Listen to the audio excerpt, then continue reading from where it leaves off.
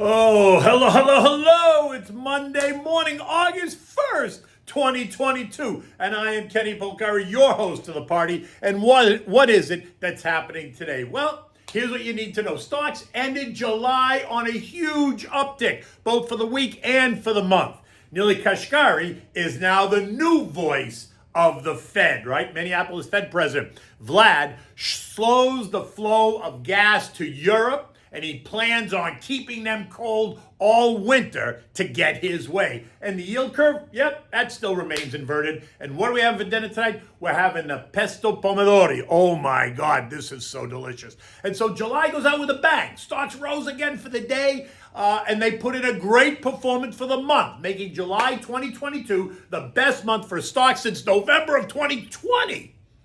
Now, many ask, is this still a bear market rally? I say it is, right? Bear market rallies can be very strong, and that's what traps so many into thinking that it's over, right? If you go with the idea that maybe it isn't over yet, then you're not going to be disappointed when the decline takes hold again, right? A decline that I think could take us back to the June lows of 3,600-ish. Recall that both Morgan Stanley and Goldman Sachs are suggesting that we could test even significantly lower, closer to 3,100 before this is over. Now, for the day, the Dow rose 315 points or 1%. The S&P gained 58 points or 1.5%. The NASDAQ up 230 points or almost 2%. The Russell up 12 points or 0.7%. And the transports added 335 points or 2.5%. For the month, the Dow gained nearly 7%. The S&P was up 9%. The NASDAQ, Russell, transports all gained better than 12%, sending the message that maybe inflation has seen its better days. I don't think so. Why? Well, because a couple of reasons. Economic data is weakening, and that means that investors are betting that the Fed will pivot, right? Choke. I'm not in that camp. And by the way, that's in complete contrast to the message out of the Fed that we've been hearing. And on Sunday, Minneapolis Fed President Neely Kashkari was all over the news on Face the Nation, and he was very clear. The Fed is focused on bringing the inflation rate back to 2%, saying we're a long way away from reaching that goal. And that suggests that rates will continue to rise in the months ahead. Now, next, earnings season has not been a disaster that some had expected, and that has helped the tone. But what investors are not pricing in my opinion, is the expected cuts to forward estimates that are sure to come based on the guidance that the C-suite has been giving. Recall, 70% of the reports have beaten the lowered estimates. The guidance, though, has been very cautious, and that's going to cause street analysts to slash and burn third and fourth quarter estimates in the weeks ahead. Something I don't think the markets have priced in at all yet, but we'll see. Eco data on Friday was strong. The employment cost index, a new Fed favorite, it's a new Fed favorite data point, rose by 1.3% versus the expected 1.2%, and that's not good because that speaks directly to the cost of worker pay and benefits, and it is going up. And that's going to continue to fuel the wage price inflation spiral reminiscent of the Carter administration 43 years ago. The Fed's preferred inflation gauge, the PCE deflator, also rose 1% month over month versus the expected 0.9, and it rose 6.8% year over year, in line with the expectation and up from last month's 6.3%. And this suggests that inflation did not wane in the month of June. But when you recognize that some of the other data points are weakening, the expectation is that this month's CPI and PPI, due out next week on the 10th and the 11th, are going to show a decline in the rate of inflation. In fact, the estimates for CPI show a slight decline in both month-over-month and year-over-year estimates, and that is what has helped to fuel the recent rally. So sit tight. Just to be clear, no matter what, inflation is still running at 40-year highs. And the road back to 2% is surely going to be long and bumpy. We ain't getting there in 2 or 3 months. Just understand that. Today, Ecodata includes the S&P Global Manufacturing PMI expectation of 52.3, construction spending of 0.2%, ISM Manufacturing PMI of 52. Now remember, the PMIs are important, and both of these suggest that we're still in expansionary territory if they come in above 50. The one you want to watch, though, is the services PMI, because that speaks directly to the service side of the U.S. economy, which is a 75% service economy.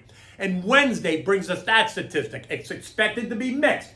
one in contractionary territory while the other in expansionary, right? The S&P Services PMI is expected to be 47, while the ISM Services PMI is expected to be 53.7, right? 50 being the dividing line. So that's going to be a bit confusing.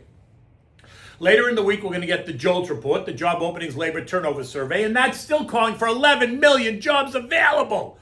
The Ward's total vehicle sales are also expected to be up by 500,000 automobiles, 13.5 million versus 13 million last month. Mortgage apps on Wednesday, and don't be surprised if we see that down again as 30-year mortgage rates rise. And Jerry Howard, CEO of the National Association of Home Builders, tells us that we are headed into a housing recession, and I put those in quotes.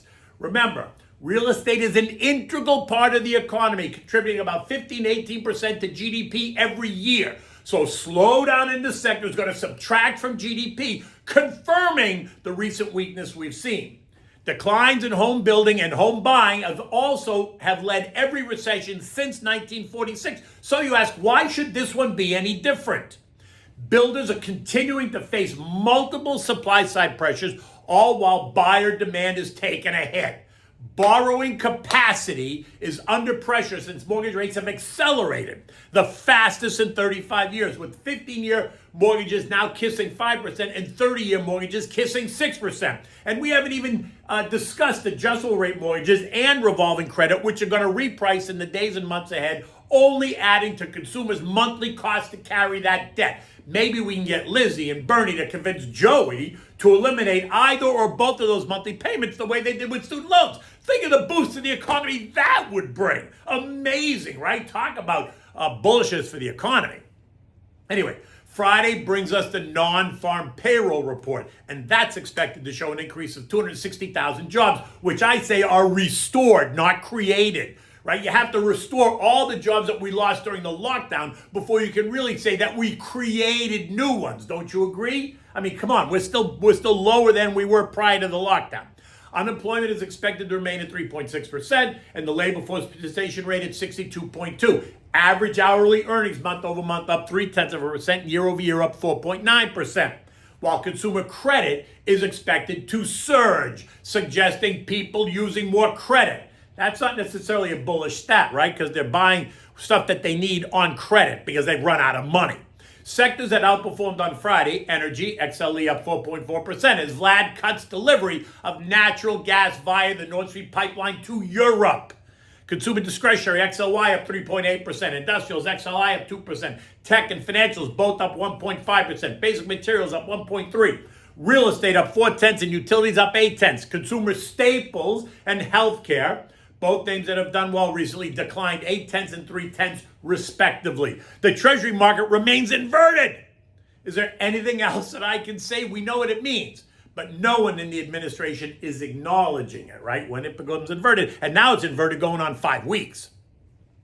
Oil is retreating just a bit this morning after last week's surge, trading down $1.80 to 96.77 a barrel. Both Brent and WTI ended July in the loss column as surging inflation and higher interest rates raised the chance of a recession. Also, the stronger dollar put pressure on commodities, right? And that's expected to destroy demand. OPEC is due to meet on Wednesday, and they're going to be discussing whether to change September output or not. 2 of the 8 members are hinting at a modest increase, while the other 6 are suggesting that output is going to remain steady. In any event, oil remains in the $88 to $100 trading range. There's no reason for it to break up or break down at the moment. Gold, something we have not discussed recently, was off 18% from the March high, right? Testing a low of 1,700 last week. It has since bounced and is now up 4.5% since July 21st as talk of a recession gets louder and louder.